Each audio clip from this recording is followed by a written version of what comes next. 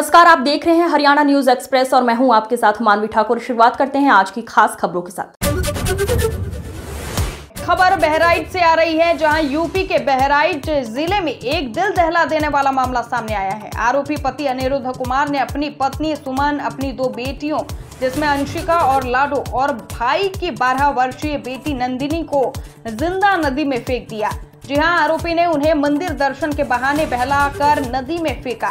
Police ने मामला दर्ज कर जांच शुरू की है और अनिरुद्ध को गिरफ्तार कर लिया। आरोपी के एक अन्य साथी की तलाश जारी है, जबकि गोताखोरों की मदद से शवों की खोज की जा रही है। जानकारी के अनुसार अनिरुद्ध पहले 2018 में अपने भाई की हत्या का आरोपी था। उसकी पत्नी सुमन उस हत्या केस की मुख्य गवाह थी।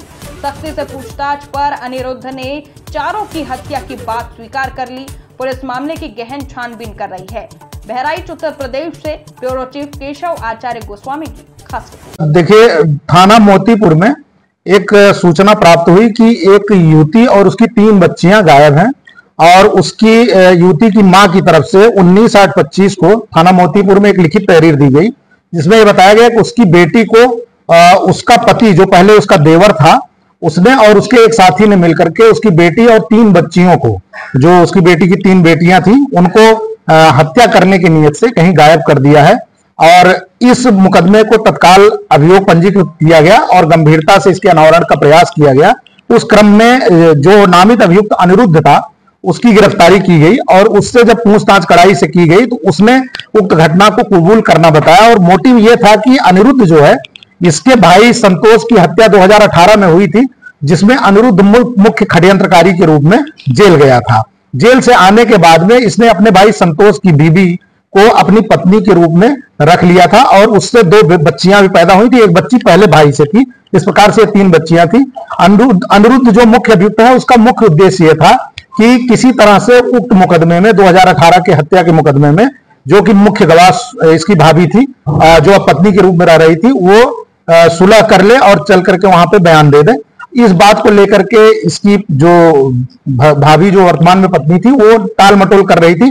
इसी बात को लेकर के अनिरुद्ध नाराज होकर के इसको बुलाया था 14 तारीख को अपने साथी के साथ में। इसको और 3 बच्चियों को ले गया लखीमपुर खीरी जनपद में धौरारा थाने के अंतर्गत शारदा नदी के पुल पर रात में लगभग 3 साढ़े 3 बजे के आसपास में ले जाकर के नदी के पुल से नीचे अथाह पानी है इस समय वहां, उसमें हत्या करने की नियत से उनको उसमें फेंक दिया। और उसके बाद फिर वापस आया। ये इसकी निशादेही पर जो है उन बच्चियों के कुछ कपड़े, एक जूता और महिला के भी कपड़े बरामद हुए हैं। और जहां ये जिस क्षेत्र में गया था, जो जो इसने बताया है, उसके हिसाब से हमको कुछ कैमरे में एविडेंसेज मिले हैं, कुछ अन्य महत्वपूर्ण एविडेंसेज मिले हैं, जिसके आधार पर उक्त घटना की पुष्टि हो रही है। वर्तमान में हम लोग डेड बॉडी की तलाश कर रहे हैं, जो भी उस शारदा नदी से जुड़े एडजॉइनिंग थाने हैं और जिले हैं, सभी के संपर्क में है। अभी डेड बॉडी हमें नहीं मिल पाई है, लेकिन हमने जो मुकदमा लिखा था 140(1) हत्या के इरादे से किसी का अपहरण करने का, उसमें हमने वर्तमान में हत्या और साक्ष्य मिटाने की धारा को भी जोड़ करके आज इसे माननीय न्यायालय के समक्ष पेश कर रहे हैं। और इसका जो दूसरा मित्र है, उसको भी हमने ट्रेस कर लिया है, जो अभियुक्त था इसमें, उसे भी जल्द ही गिरफ्तार कर लेंगे। आज इसे माननीय न्यायालय के समक्ष पेश किया जी। 2 अभियुक्त थे। हाँ, दारू नहीं, बच्चे। खबरों का सिलसिला लगातार जारी है। अब बने रहिए हरियाणा न्यूज एक्सप्रेस के साथ।